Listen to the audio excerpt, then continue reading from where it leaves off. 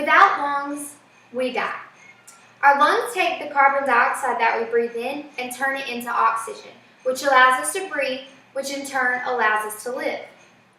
This is a picture of a lung that belongs to someone who doesn't smoke.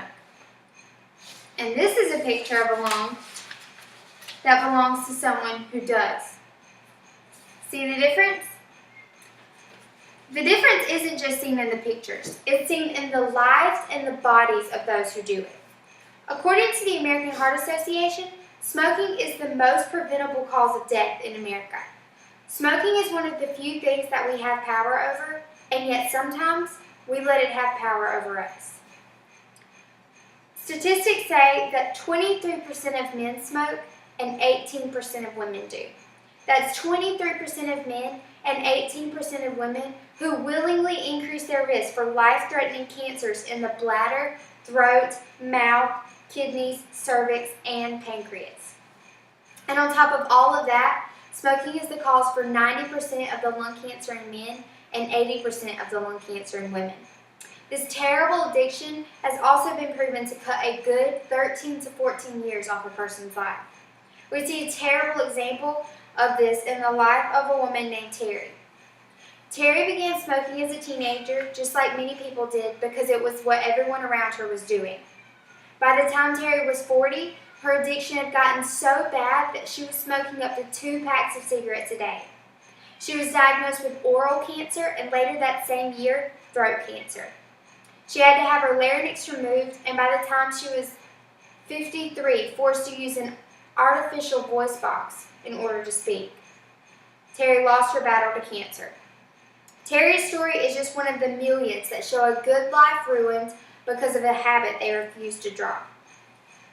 The moral of that story is not to make you feel bad for Terry or to make you think bad about those who smoke, because they are choosing every day to do something that is literally killing them. The moral of that story is that smoking is an extremely addictive substance that once began is difficult to stop. The Center for Disease Control says that nicotine is the substance in tobacco products that leads to dependence. Most smokers are dependent on nicotine. Once our body depends on it, it thinks it needs it at certain times of the day, or when we feel a certain way or emotion, or after a good meal. And then the cycle begins that so many people have let kill them rather than take control of. But now it's time to stop. Now it's time to take control of the cycle, and the first step is putting the cigarette down. Certain factors affect that first step, depending on how much you smoke, how many people you hang around that smoke, and the reasons behind why you smoke. And everyone goes about putting the cigarette down in various ways. Some try quitting cold turkey, which isn't the most effective way. Others try behavior therapy, which allows you to figure out what triggers your smoking and avoid those triggers.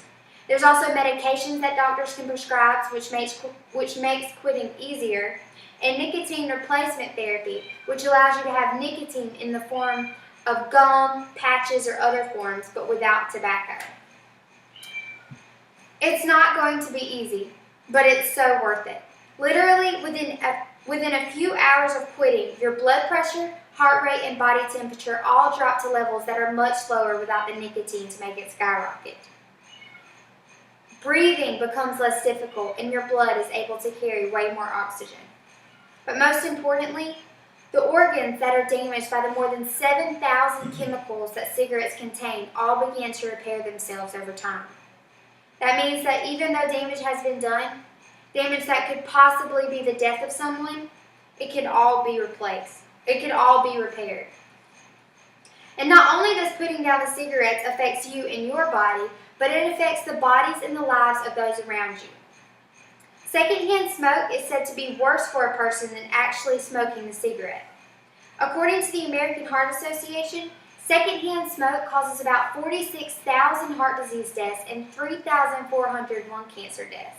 That's an extremely high number of deaths of people who were simply exposed to those that smoke. And when you think about it like that, it gets a little more real. It's one thing to have an addiction that ruins your life and your body, but it's another thing to have an addiction that ruins the life and body of another person. It's not fun to think about. It's not easy to admit, especially if you have an addiction to it. But smoking is the reason for millions of thousands of lives to be ended. Smoking destroys organs, causes cancers, and makes something as simple as breathing a difficult task. It gives you 100 reasons to quit and 0 to keep doing it. So really, the only thing stopping you is you. It's time to stop smoking. Thank you.